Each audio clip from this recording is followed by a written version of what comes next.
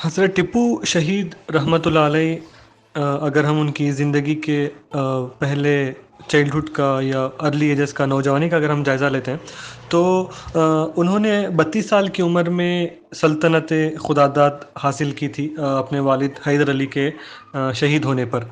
तो टिप्पू सुल्तान या हैदर अली के पास कोई उनका एक हिस्टोरिकल बैकग्राउंड या हिस्ट्री नहीं थी कि उनके परदादा कि उनको वो अ, इसमें फैमिली बैकग्राउंड से मिले। इन्होंने अपनी बलबूते पर अपने एडमिनिस्ट्रेटिव स्किल्स की बुनियाद पर, अपने मिलिट्री डिफेंस के इक़दामात के ज़रिए से और अपने पर्सनल कैपेबिलिटीज़ पर उन्होंने ये किंगडम क़ायम किया था। टिप्पू सुल्तान ने पहली जंग जो एंग्लो मैसूर वार था, तो उसमें जब उनकी उम्र 15 साल थी तभी उन्होंने इसमें हिस्सा लिया था, और वहीं से उनके आर्मी कैपेबिलिटीज़ और पर्सनल कमिटमेंट्स अपने रीजन के लिए और वो क्या दे सकते हैं, तो इसका आगाज़ वो पहले से ही उनके वालिद के अंडर में रहते हुए उन्होंने ये सब कुछ administrative skills, military defence system और लोगों के साथ कैसे ताल्लुकात क़ायम कर सकते हैं और अमन व इंसाफ का क़ायम करना, तो ये रीजन में वो लोगों को पसंद किया करते थे। तो इसीलिए उनके अर्ली एजेस से ही उनके वालिद ने उनके अंदर ये चीज़ें इनकलकेट की थी ताकि वो अपने किंगडम को आगे लेके जा सकें, और उनके जो किंगडम के अतराफ़ जो हर एक कोने से उनके लिए ख़तरनाक हर वक्त कुछ ना कुछ चीज़ें, मुसीबतें, मुश्किलात और मुकाबले चलते ही रहते थे। तो इन तमाम चीज़ों ने उन्हें एक एबल और कैपेबल लीडर के तौर पर उनको प्रोजेक्ट किया, और इसी वजह से वो 32 साल की उम्र में मैसूर किंगडम के राजा बने। ईस्ट इंडिया की कंपनी के साथ उनका जो वो पसंद नहीं कर सकते थे, इसलिए क्योंकि ईस्ट इंडिया के जो इश्यूज़ थे वो हम 3 चीज़ों में उसको डिवाइड कर सकते हैं। एक है ईस्ट इंडिया कंपनी का पावर शेयरिंग फार्मूला, उनकी इकोनॉमिक पॉलिसीज़ और एडमिनिस्ट्रेटिव इन्फ्लुएंस। तो ये 3 चीज़ों की वजह से टिप्पू सुल्तान शहीद उनके प्रपोजल्स को एक्सेप्ट नहीं किए। East India company battle of Plassey और बैटल ऑफ बक्सर के जंगों के बाद कलकत्ता से लेकर लखनऊ तक फतूहात के झंडे गाड़ दिए थे, लेकिन मैसूर में टिप्पू सुल्तान की तलवार के सामने अंग्रेज़ी जारियत का सैलाब रुक जाता था, और मुसलसल 16 बरस तक ईस्ट इंडिया कंपनी जुनूब से दिल्ली की तरफ कूच करने का ख्वाब नहीं देख सकती थी। और उसी कॉन्टेक्स्ट में अगर हम देखेंगे, साउथ इंडिया में इधर मराठा, उधर हैदराबाद के नवाब और इधर अलग छोटे छोटे किंगडम्स पाए जाते थे। मैसूर और टिप्पू सुल्तान की दिफाई क़ुव्वत का अंदाज़ा इसी बात से लगाया जा सकता है कि मैसूर के बाद जब मराठों की बारी आई तो सिंधिया, भोंसले और हलकर, जिनकी अफवाज की मजमूई तादाद मैसूर से कहीं ज़्यादा थी, चंद माह से ज़्यादा वो ईस्ट इंडिया के सामने मुकाबला नहीं कर सके। तो इसीलिए वो टिप्पू सुल्तान के ज़रिए से एक अलायंस फॉर्म किया करते थे और मुकाबला करते थे। तो ये 3 चीज़ें की वजह से वो ईस्ट इंडिया कंपनी के साथ वो हमेशा, बल्कि उन्होंने फ्रेंच के साथ ताल्लुकात अपने मज़ीद बेहतर किए। इस दौरान वो गोवा से होते हुए वो एक अलग बैकग्राउंड है कॉन्टेक्चुअल जियोग्राफिकली अगर हम देखें, तो ये 3 चीज़ें, पावर शेयरिंग, इकोनॉमिक पॉलिसीज़ और उनका जो एडमिनिस्ट्रेटिव और मिलिट्री इंटरफेरेंस था, वो बहुत ख़राब था, जो उनको पसंद है। तो इसलिए उन्होंने ईस्ट इंडिया के साथ अपने ताल्लुकात उनके बहुत ख़राब चलते थे। जहाँ तक हज़रत टिप्पू सुल्तान शहीद रहमतुल्लाह अलैह के रिफ़ॉर्म्स के बारे में अगर हम जानते हैं, तो एक तो जैसे आपने कहा कि banking system, recently economic times report में भी उनके बैंकिंग सिस्टम के बारे में तफसील से भी एक आर्टिकल आया है कि किस तरह वहाँ के इकोनॉमिक सिस्टम को, मैसूर के इकोनॉमिक सिस्टम को बेहतर किया गया। वहाँ लोगों को एनुअल बेसिस पे वो डिपॉज़िट करते थे, और उनको उनका नफ़ा भी, इंटरेस्ट अमाउंट भी प्रिंसिपल अमाउंट की बुनियाद पर उनको मिलता था। और वो बार्टर सिस्टम के बहुत ज़्यादा सपोर्टर थे, क्योंकि उस वक्त मैसूर की और इधर साउथ इंडिया के और पूरे हिंदुस्तान की करेंसी का वो इम्पोर्टेंस नहीं था, वो पावर नहीं था। तो उन्होंने वो बार्टर सिस्टम के बहुत ज़्यादा सपोर्टर थे।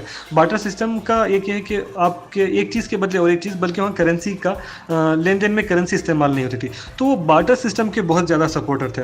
और उसके साथ साथ जो उनका इंफ्रास्ट्रक्चर जो रिफॉर्म्स था वो बहुत उम्दा था। था। यहाँ तक कि उनके अगर हम आर्किटेक्चरल बैकग्राउंड को भी देखें तो उसमें रीजनल आर्किटेक्चर को उन्होंने इम्पोर्टेंस दिया, अलग अलग रिनोवेशन के प्रोजेक्ट्स लिए, देवलों को खड़ा किया। और जो रिलीजियस टॉलरेंस की बात है वो इस दौर में बहुत ज़्यादा देखना, हर एक को अपने रिलीजन के हक से वो जो अपना रिलीजन फॉलो करते थे उस पर चलने की बहुत आज़ादी थी, जो आज के टाइम में जो हद तक कॉन्स्टिट्यूशनली वैलिड है, लेकिन इस बारे में बहुत सारी बहसें भी हैं।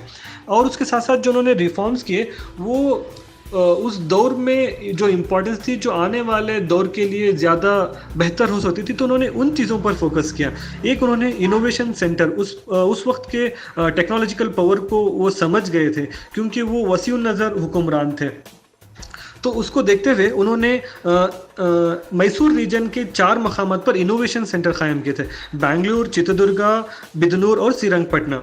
तो ये उनके इनोवेशन सेंटर्स भी थे जहाँ पर वो अलग अलग टेक्नोलॉजी को एडवांसमेंट के लिए, उस दौर के एडवांसमेंट को फ़रोग़ दिया करते थे। उसी तरह उनका जो और एक ख़ास ही तारीफ़ करने वाली बात है कि तो उन्होंने रिपब्लिक यानी जमहूरियत की फ़िज़ा को हमवार करने के लिए मैसूर में रिपब्लिक इन श्रीरंगपटना एक मशहूर कॉन्सेप्ट दिया था। वो कॉन्सेप्ट जैकोबियन क्लब से लिया जा। जैकोबियन क्लब एक फ्रेंच क्लब है, जो पॉलिटिकल क्लब है फ्रेंच का, और वो फ्रेंच रेवोल्यूशन में बहुत ज़्यादा इन्फ्लुएंशियल काम किया था। तो वो उस कॉन्सेप्ट को भी मैसूर में उन्होंने अप्लाई किया और वो बहुत हद तक वहाँ कामयाब भी हुआ।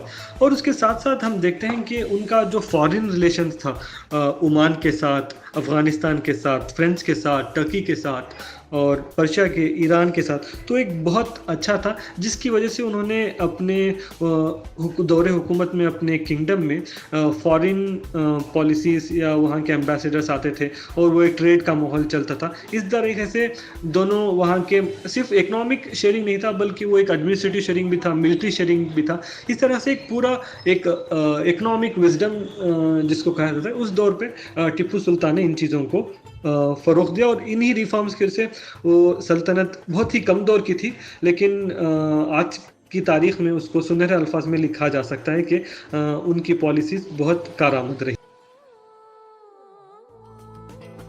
टिप्पू सुल्तान शहीद रहमतुल्लाह के एडमिनिस्ट्रेटिव रिफॉर्म्स के सिलसिले में एक इंटरेस्टिंग जो चीज़ है वो ये है कि हर शहर, हर क़रिया में एक पंचायत मुकर्रर थी। क़दीम दस्तूर के मुताबिक हर गांव में पटेल मामूली तनाज़ात और का पंचायत की राय से फ़ैसला कर देते थे। तालुक़ों और ज़िलों में आमिल और आसिफ फ़ैसला करते थे। अगर फ़रीक़ैन मुक़दमे को इस फ़ैसले से नाखुश होते तो मुक़दमा सदर अदालत तक और उसके बाद सुल्तान तक पहुँचाया करते थे। सदर अदालत में 2 हाकिम रहते थे, एक मुसलमान और एक हिंदू। मुसलमानों के शरई मुक़दमात के लिए हर शहरी में क़ाज़ी मुकर्रर थे और ये भी पंचायत के ज़रिए ही फ़ैसला करते थे। शरई मुक़दमात में भी सदर अदालत तक पहुँचाया जाते थे। ख़ास हिंदुओं के मुक़दमात का शास्त्रों की रूह से पंडित फ़ैसला किया करते थे। तो ये जो आजकल उनके ऊपर जो तहमत लगाया जाता है कि वो कम्युनल थे या इस तरह के, तो इस वाक़े से भी ये मालूम होता है कि वो रिलीजियस इंटॉलरेंस को बहुत ज़्यादा फ़रोग़ देते थे। तो इन्हीं एडमिनिस्ट्रेटिव रिफॉर्म की वजह से जो मैसूर किंगडम था, ख़ासकर टिप्पू सुल्तान का, तो वो बहुत कम अरसे में बड़े पैमाने तक उनके इन्हीं खूबियों की वजह से वो फैलता चला गया और इसी वजह से उनको तमिलनाडु तक और इधर सेंट्रल कर्नाटका में उसको ज़्यादा मकबूलियत मिली। उनका जहाँ तक हिस्टोरिकल असैसिनेशन आज के दौर में हो रहा है, उसकी वजह यह है कि जो इंडिया का इंडिपेंडेंस की जंग जो शुरू हुई, तो उसमें 18th सेंचुरी में वो बहुत वसी पैमाने पर आगे बढ़ रहे थे। तब जहाँ से इंडिपेंडेंस की या आज़ादी की चिंगारी निकली, वो टिप्पू सुल्तान यानी मैसूर किंगडम से ही निकली। तो आज के हिस्टोरियंस ये चाहते हैं, जो कम्युनलाइज हिस्टोरियंस हैं अगर हम की बात करें, तो ये कोई एक ऐसे फिगर को प्रोजेक्ट नहीं देख सकते जिनसे इनको अपने पॉलिटिकल आइडियोलॉजिकल फिट नहीं हो पाते। तो उन उन लोगों को या उन पर्सनालिटीज़ को वो हिस्ट्री में नहीं देखना चाहते, अगर देखना भी चाहते हैं तो एक नेगेटिव पर्सपेक्टिव में देखना चाहते हैं। तो ज़रूरत इस बात की है कि टिप्पू सुल्तान अहमद की सही शख्सियत दुनिया के सामने आना चाहिए, और इसको ना लाने के लिए भी बहुत बड़ी लेवल पर इसकी कोशिशें भी हो रही हैं। हिंदुस्तान की नई नस्लों को तारीख़ की सच्चाइयों का इल्म होना, एहसास दिलाया जाना चाहिए, ताकि वो अपने वर्से पर फ़ख्र कर सकें और अपनी रिवायत से जज्बा और हौसला हासिल कर सकें। क्योंकि टिप्पू सुल्तान वो मुहिब वतन थे, वसीउ नज़र थे, और सल्तनत खुदादाद के ज़रिए से पूरे किंगडम में उन्होंने जो अमन व अमान का और खुशहाली का जो एनवायरनमेंट सेट किया था, वो उसको नहीं ला सकते थे। अल्लामा इकबाल ने भी सुल्तान ने टिप्पू की वसीयत ज़रब कलीम में यूँ लिखते हैं, सुबह अज़ल ये मुझसे कहा जिब्राइल ने, जो अक़ल का ग़ुलाम हो वो दिल का न कर क़बूल। तो इन्हीं चीज़ें थी। और एक शायर ने भी कहा है कि अज़ाइम को सीनों में पैदा कर दे, निगाह मुसलमान को तलवार कर दे। तो इनके जो आइडियाज़ थे, जो फ़िक्र थी, आज के मौजूदा रिलेवेंस में वो उनको नहीं देखना चाहते या पसंद नहीं करते। तो इन चीज़ों की वजह से जो उनके रिफॉर्म्स थे, administrative reforms, military reforms, economic reforms, तो ये सब चीज़ें वो हाईलाइट नहीं होना चाहते थे, क्योंकि एक ऐसे पर्सन की तरफ वो मंसूब हो जाता था जो उनके फ्रेम ऑफ वर्क में सेट नहीं हो पाते थे।